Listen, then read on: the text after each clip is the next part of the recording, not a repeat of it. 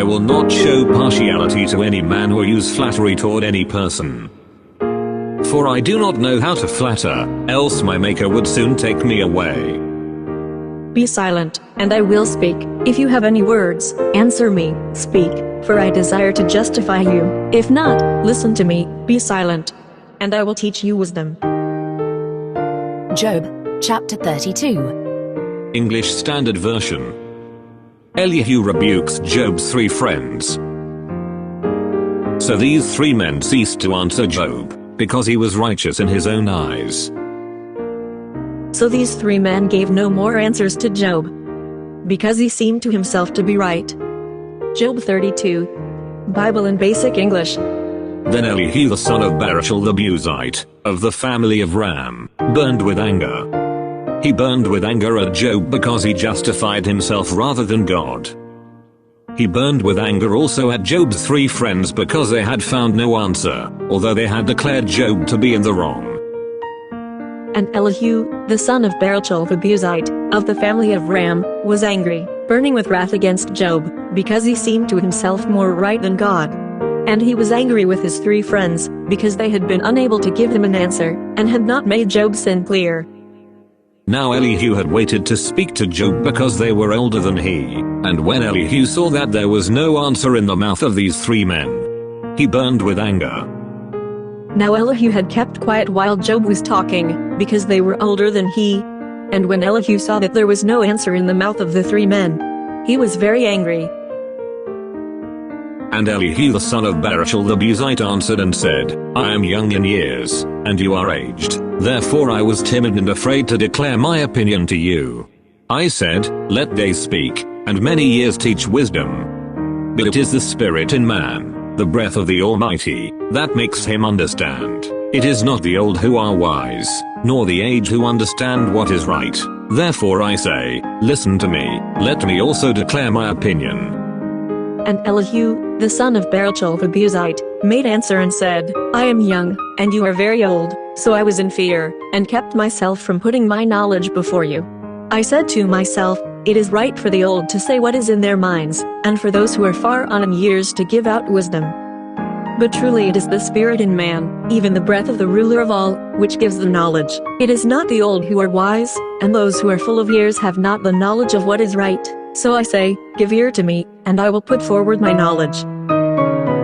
Behold, I waited for your words. I listened for your wise sayings. While you searched out what to say, I gave you my attention. And, behold, there was none among you who refuted Job or who answered his words.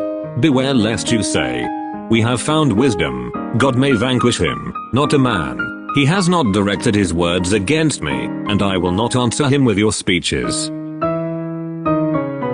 I was waiting for your words, I was giving ear to your wise sayings. While you were searching out what to say, I was taking note. And truly, not one of you was able to make clear Job's error, or to give an answer to his words. Take care that you do not say, wisdom is here, God may overcome him, but not man. I will not put forward words like these, or make use of your sayings in answer to him. They are dismayed, they answer no more. They have not a word to say, and shall I wait, because they do not speak, because they stand there, and answer no more? I also will answer with my share, I also will declare my opinion, for I am full of words, the spirit within me constrains me. Behold, my belly is like wine that has no vent, like new wineskins ready to burst. I must speak, that I may find relief. I must open my lips and answer.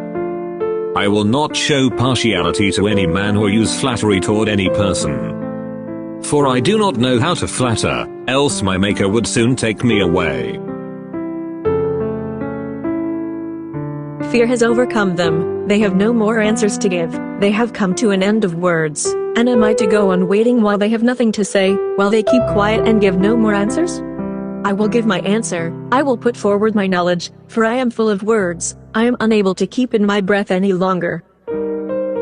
My stomach is like wine which is unable to get out, like skins full of new wine, it is almost burst. Let me say what is in my mind, so that I may get comfort.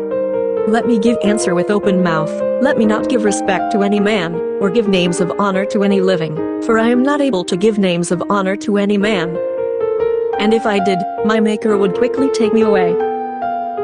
Job, chapter 33. English Standard Version. Elihu rebukes Job.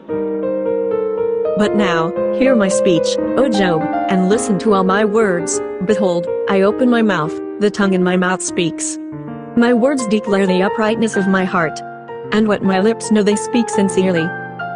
The Spirit of God has made me, and the breath of the Almighty gives me life. Answer me, if you can. Set your words in order before me. Take your stand. Behold, I am Lord God as you are.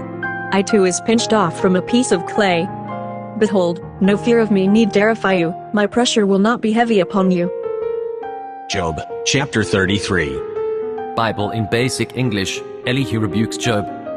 And now, O Job, give ear to my words, and take note of all I say. See, now my mouth is open, my tongue gives out words. My heart is overflowing with knowledge, my lips say what is true. The Spirit of God has made me, and the breath of the ruler of all gives me life. If you are able, give me an answer, put your cause in order, and come forward. See, I'm the same as you are in the eyes of God. I was cut off from the same bit of wet earth. Fear of me will not overcome you, and my hand will not be hard on you. Surely you have spoken in my ears, and I have heard the sound of your words. You say, I am pure, without transgression, I am clean, and there is no iniquity in me. Behold, he finds occasions against me, he counts me as his enemy, he puts my feet in the stocks and watches all my paths. But you said in my hearing, and your voice came to my ears. I'm clean, without sin, I'm washed, and there is no evil in me. See, he's looking for something against me. In his eyes I'm as one of his haters. He puts chains on my feet. He is watching all my ways. Behold, in this you are not right. I will answer you, for God is greater than man. Why do you contend against him, saying, he will answer none of man's words? For God speaks in one way, and in two, though man does not perceive it, in a dream, in a vision of the night, when deep sleep falls on men, while they slumber on their beds, then he opens the ears of men and terrifies them with warnings, that he may turn man aside from his deed and conceal pride from a man. He keeps back his soul from the pit, his life from perishing by the sword. Truly, in saying this you are wrong, for God is greater than man. Why do you put forward your cause against him, saying, he gives no answer to any of my words? For God gives his word in one way, even in two, and man is not conscious of it, in a dream, in a vision of the night, when deep sleep comes on men, while they take their rest on their beds. Then he makes his secrets clear to men, so that they are full of fear at what they see, in order that man may be turned from his evil works, and that pride may be taken away from him, to keep back his soul from the underworld, and his life from destruction. Man is also rebuked with pain on his bed and with continual strife in his bones, so that his life loathes bread, and his appetite the choicest food. His flesh is so wasted away that it cannot be seen, and his bones that were not seen stick out. His soul draws near the pit, and his life to those who bring death. If there be for him an angel, a mediator, one of the 1,000, to declare to man what is right for him, and he is merciful to him, and says, deliver him from going down into the pit, I have found a ransom, let his flesh become fresh with youth, let him return to the days of his youthful vigor, then man prays to God, and he accepts him. He sees his face with a shout of joy, and he restores to man his righteousness. He sings before men and says, I sinned, and perverted what was right, and it was not repaid to me. He has redeemed my soul from going down into the pit, and my life shall look upon the light. Pain is sent on him as a punishment, while he is on his bed. There is no end to the trouble in his bones. He has no desire for food, and his soul is turned away from delicate meat. His flesh is so wasted away, that it may not be seen, and his bones. And his soul comes near to the underworld, and his life to the angels of death. If now there may be an angel sent to him, one of the thousands which there are to be between him and God, and to make clear to man what is right for him, and if he has mercy on him, and says, let him not go down to the underworld, I have given the price for his life, then his flesh becomes young again, and he comes back to the days of his early strength, he makes his prayer to God, and he has mercy on him, he sees God's face with cries of joy.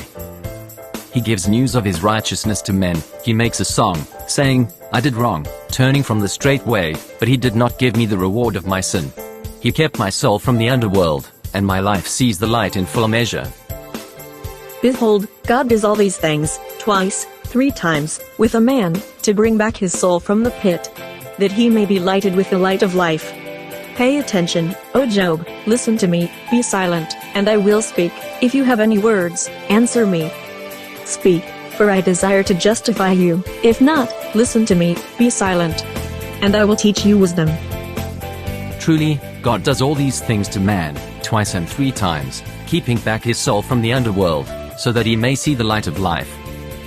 Take note, O Job, give ear to me, keep quiet, while I say what is in my mind.